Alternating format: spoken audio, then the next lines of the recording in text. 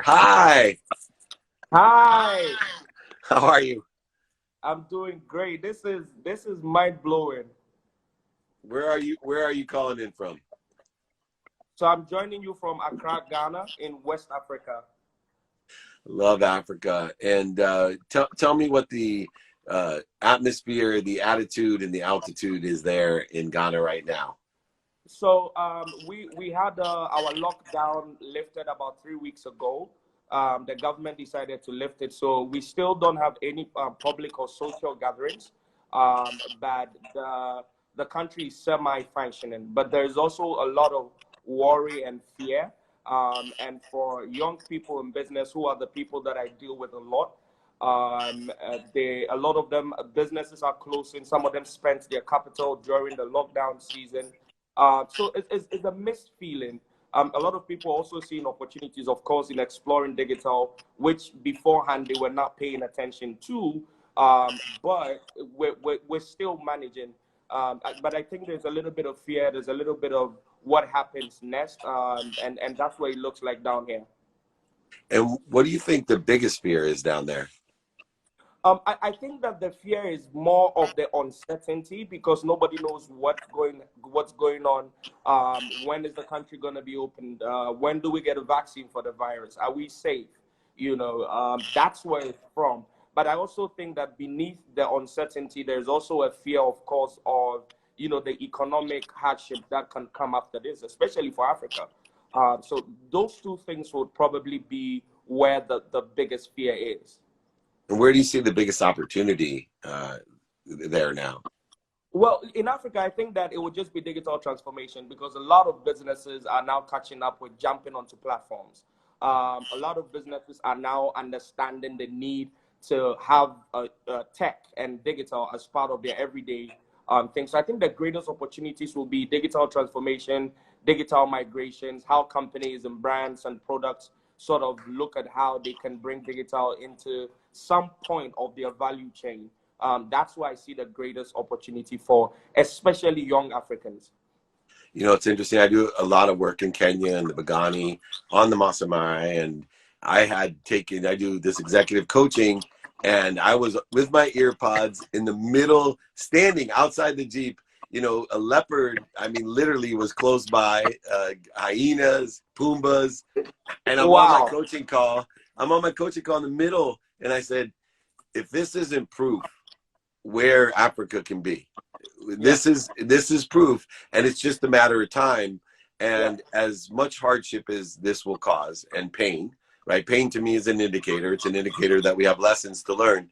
It's an Mm. acceleration course. This is the condensed, learn. This is the what's the name of the name of that brand that teaches you, a language in 6 weeks. This is Yeah. that. This is what we're learning about business and technology right now. This is the accelerated course to put ourselves into. What are some of the skills that you've been relying on that allow you to have a positive attitude through this?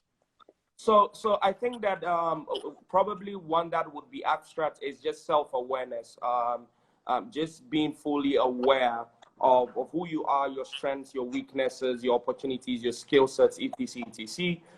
But in terms of soft skills, I think that, of course, an understanding of digital platforms has been great.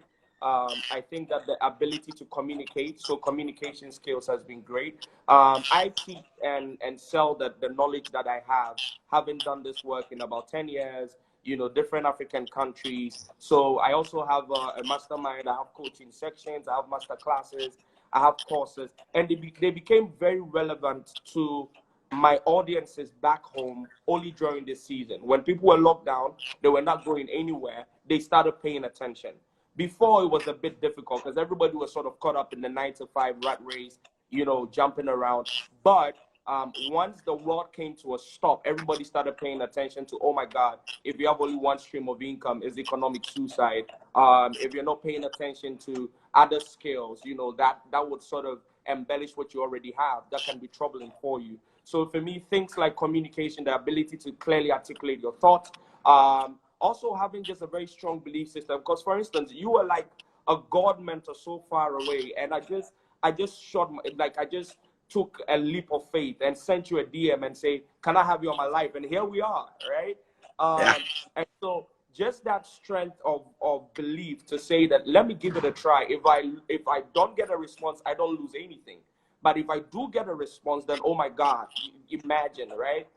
So those are some of the things: a strong belief system, self-awareness, understanding digital platforms, communication, copy. And one thing that has really taken me through this has been meditation, because I'm a very bubbly person who needs to move. So to be stuck in one place is like I'm losing my mind. But I think meditation has also really helped me through this season. Yeah. It's so important, Kwame, as we go through this, my own free, paid, group, individual, all the people to empower others that I'm trying to teach. It's amazing when they follow a mindset, the things are going in a positive perspective. I mostly am coaching about the people that are engaged with me, about them feeling guilty because Yeah. they feel good. And I'm trying to tell them, look, you cannot feel bad enough to make somebody feel good. You cannot be poor enough to make somebody rich. Please, everybody, feel good about what we're doing so you can share that with other people. Everything comes through us, whether they're in America or Africa, everything that I am connected to is coming through me, and I appreciate it with gratitude and with value. And I give it away all around the world. And the reason I wanted you to have on is because I live off of asking, how I can be of service or of value, but also, do you know anyone that can help me? And yet people don't ask. And I saw that you asked me, and I said, absolutely. Let's share this wisdom. Let's share this positive energy. Let's light other people's candles so our light doesn't burn, right? Our candle's not going to burn. When you share your light, your candle stops burning. So I want everyone to stop burning their candle. Even if you got a big flame, you got to share it with other people, or it's going to burn your candle down. And so make sure that we continue to share this, great opportunity, this great light, these great lessons that may reform, re-engineer, and accelerate true happiness and abundance that has never been seen before. Yes, there will be pain because there's lessons to learn. Mental, physical, emotional, financial pain is coming, but they're just an indicator. Don't get sad when you put a left turn blinker on. So don't get sad when you get pain. Get happy because you got a lesson to learn and you got change coming, and you're going to start moving in the right direction, just the same way as you turn left and you start going in the right direction. And I appreciate you helping other people come in the right direction. I appreciate you being one of the Meltzer 1000. Last piece of advice for everybody all the way from Africa.